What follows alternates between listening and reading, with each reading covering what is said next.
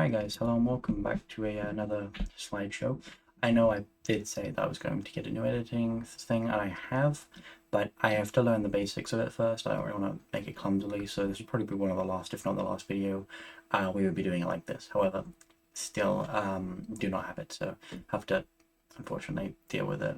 I'll have to deal with it. I personally don't love it, but it's doable. Anyway, sorry, I'm rambling. This is just a video because I need to get one out at some point. Every club's first signing ranked from worst to best. Yeah, this one I did a while ago, but I sort of forgot to record it, so I can't quite remember the order of this. So hopefully I still agree with it. But 20th is, yeah, I agree with that. Vlachomidos. I think the truth is Vlachomidos is you can't really rank it too highly, but you also can't rank it too low. I mean, he's there to be a backup goalkeeper, and that's it. He's not really going to be starting games. He's not going to be competing with Nick Pope. He's just sort of going to be there and getting paid to just sit on the bench. And I respect that because you make a lot of money for basically doing nothing. But I can't really rank it high, regardless, because he's not going to play. So, 19th is Omari Kellyman. Not that he's not necessarily talented, but it's first of all, it was a weird signing, and second of all, I think he's played like 2 games in total for Aston Villa, and I think it was both like 2-3 minutes. He is obviously a talent. I mean, I would know from FM, he's a bit of a talent, but he's not amazing right now. And they paid a decent bit of money for him. It just felt bizarre.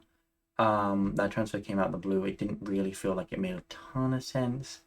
As part of the Matson deal, I think. It felt like Aston Villa were almost getting a fucking steal because I mean, don't get me wrong, Murray Kellerman could be a half decent player, but they gave them Martin, who by far would slot into Chelsea's side if they had any common sense at left back.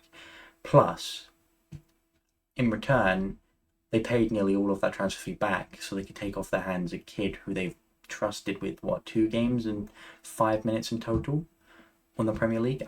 I don't know. I think that's very good there. 18th for Zunau. I remember that one. The problem is with Zunau, he was decent at Getafe for a couple of seasons, bit of a goal machine. It wasn't insane. The goal machine might suggest he was like 20 goals a season. He was 10, 15 goals a season in the Liga, which isn't terrible. Had a few good links, but then he had a horrible injury. And then by then, they Getafe brought in a yeah. Well, I don't need to get into that. But he didn't really have a place. And then last season, I think it was January, they loaned him in, and he didn't do terribly well. This season, they bought him for I think 15 million, something like that, which isn't a terrible price. And he's not obviously going to be starting now. Evan Nilsson's there, but I don't think because of the fact he's not going to start and the fact that he's just not that good anymore. From the injury, he's not ever been that great. I don't think you can rank him too highly, to be honest with you. 17th, I put Ethan Mexes. Now, this is one where there's a couple of transfers because it's the first transfer that the club has done.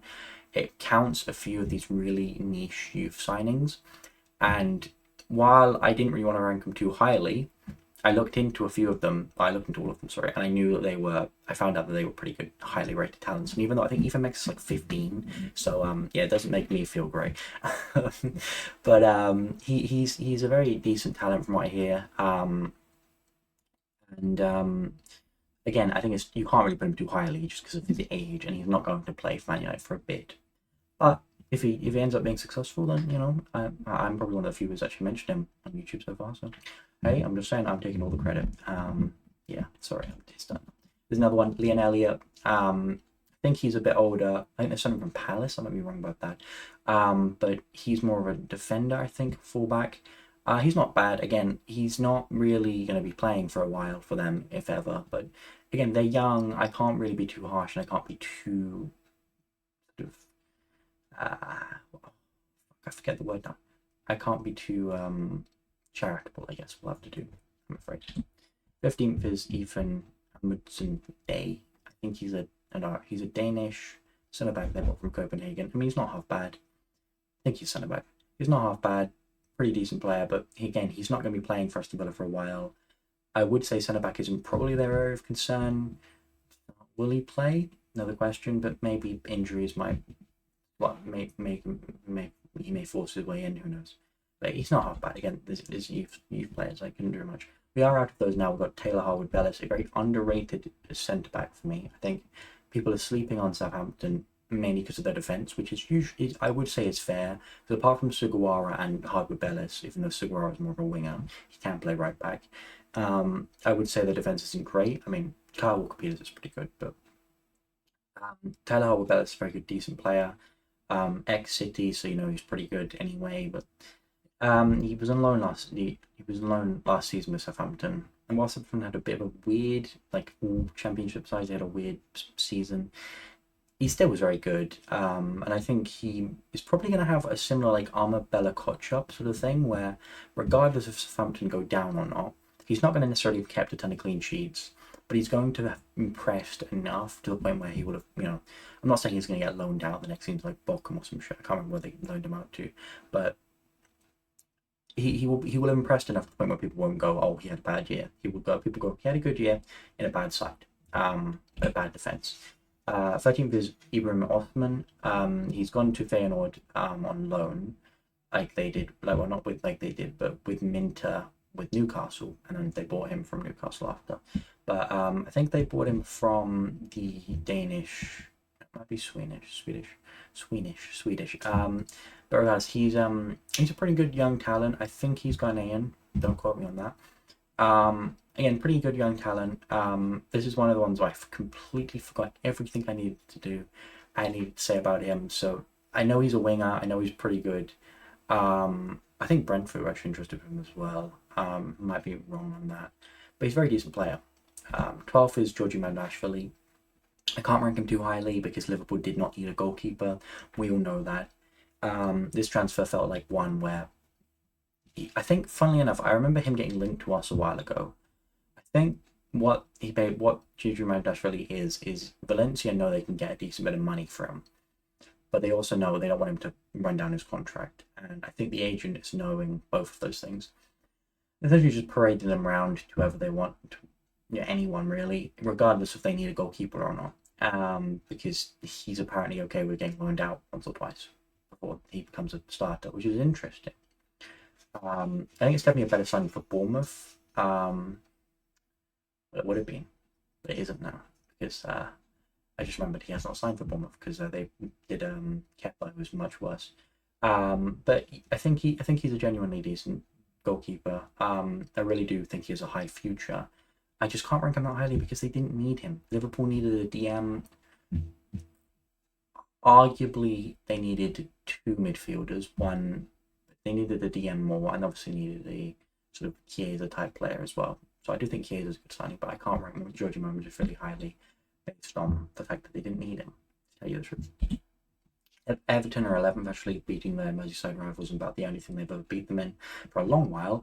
But I think Timo Origi is a bit of a interesting player. I wouldn't say a like for like Onana replacement because let's be real, Onana is physical. He is not physical, but I do think he could be molded into a Onana sort of player. Pretty cheap deal. I think it's a bit of an underrated bit of business. Sure, Everton have been shit and he hasn't been necessarily amazing, but regardless of how Everton's season goes, I don't think it's fair to write him off as a player yet, especially if they go down. I think it'd be better for him to stay there and just sort of have a good year in the Championship. But even if they stay up, I still think he's going to have a good year. I do believe he has potential, and maybe not future England international potential, but like I don't know, Harry Winks sort of level player, just a bit more defensively minded, I guess. Probably the best I could to describe him for me, his potential. 10th is Tommy Doyle. I mean, I'm not going to gas up Tommy Doyle to the point where he's like a brilliant player, but he's pretty good. I don't have too much to say about Tommy Doyle because there's not really much to say. He's ex-Man City midfielder. He's a pretty good playmaker. That's the end of it. He's alright. He's pretty decent. It's a good signing for Wolves. Yeah, it's a decent player really. That's the end of it. I can't really say much more because there isn't much more to say about Tommy Doyle. I mean, the name isn't exactly inspiring, but he's okay. That's the end of it really. And 9th is Igor Thiago. Look, okay, hear me out on this, alright?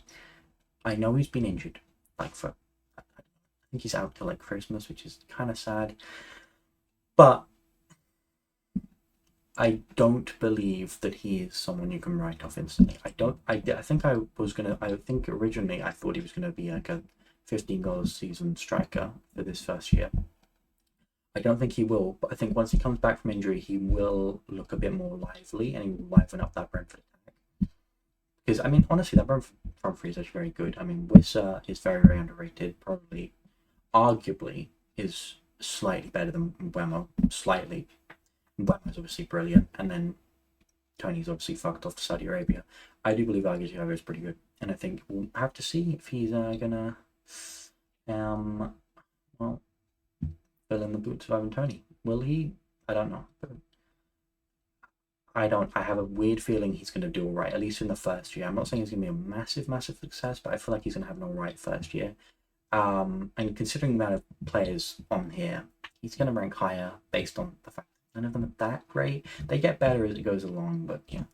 8th is Marcos Dominic for Nottingham Forest. I would have ranked this guy a lot higher if Nottingham Forest had been smart and decided to keep him this year. For some reason, they thought it was a good idea to loan him back out to Olympiacos, which is a great move for him.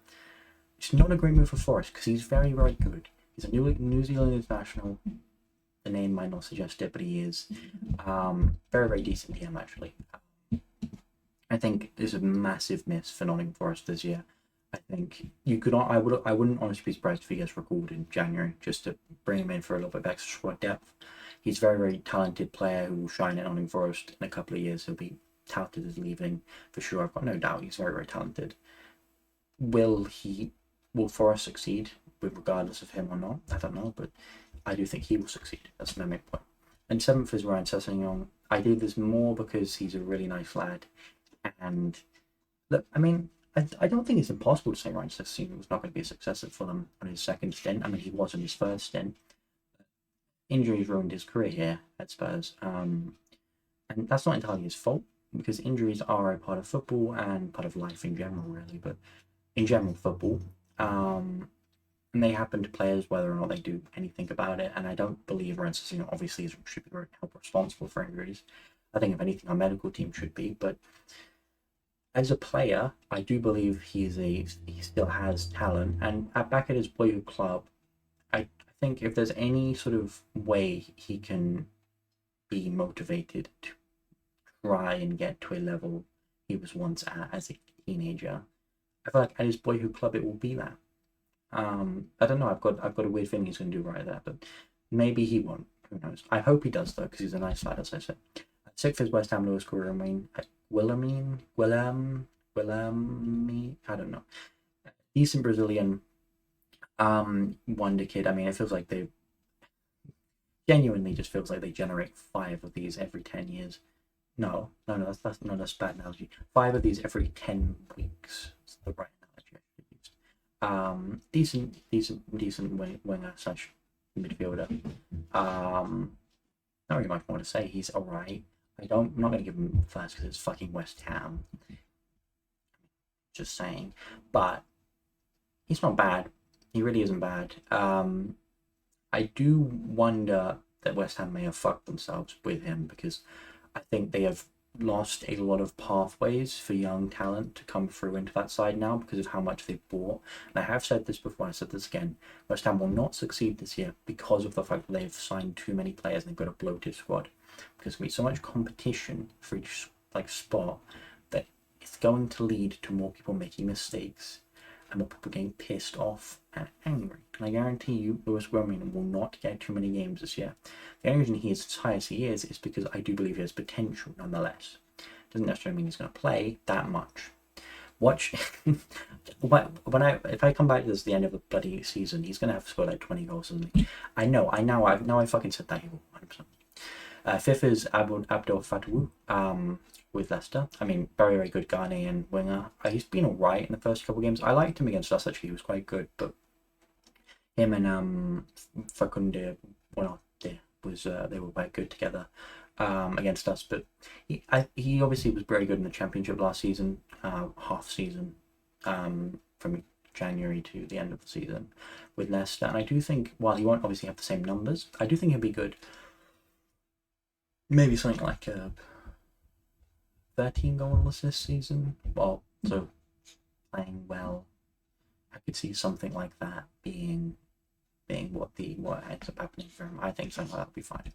Fourth is Cedi Riyad, Crystal Palace, very underrated signing actually. I was worried because of Joachim Andersen that he wouldn't really get too much game time, but I think we're starting to see him play more, which is good. Hopefully, he hasn't actually played a ton so far, but I do think he'll play more. Very, very good Moroccan talent. I think he's been capped by Morocco already. Obviously Barcelona, ex-Barcelona academy graduate. Left-footed as well, which I mean he's already a good player, but left-footed adds to his value. I think he's going to be one Palace are going to, like him and Gehi are going to be real price assets very, very soon. Very, very, very, very talented player. Guarantee he's going to do well. Third is Arsenal, David Raya. As much as I don't like Arsenal, I can begrudgingly admit David Raya is a very, very good goalkeeper. I don't want to spend too much time on this shit club, but I'm not ranking them number one because it's fucking Arsenal, but he's a good signing, I can admit it. Two is Man City with Savio. What can you say? He's been brilliant when he's played. Mahrez regen, really. Just Brazilian this time. Even for like Girona last year was brilliant. This year he's taken his game. He's going to take his game to a new level under Pep at least. I think he's going to be a really brilliant player. But who knows? Maybe this will backfire in my face. I'm sorry, Savio, if I jinxed you. I really am. But first is Tottenham with Lucas Bergvall. I genuinely, when I first did this, I was like, okay, this is biased. The more I think about how good Lucas Bergvall is, the more I'm like, yeah, no, this ain't biased. This is just the truth. He is really, really talented. And I didn't really understand how good he was, really, until the preseason. I know he wasn't necessarily amazing against Leicester. He was sort of the reason why we conceded. But in that preseason especially, he was playing toe-to-toe against Leon Goretzka. For some reason, he looks like he's aged 50 years. I don't quite understand what the fuck's happened to you, Leon Goretzka. But he went toe-to-toe with these massive clubs, and he did really well. The preseason was such a really fun time. He looked really good, and I think he has a really, really, really bright future ahead of him. I really do. Will we be able to keep him? That's another question, but I do think he has a really bright future ahead of him. I think, hopefully, he will stay for many, many years, and we will have a lot of fun with him. But anyway, that's the video. I hope you enjoyed. If you did, smash like, subscribe, and comment. And hopefully I will see you tomorrow. Well, next time, not tomorrow. Bye. That was weird.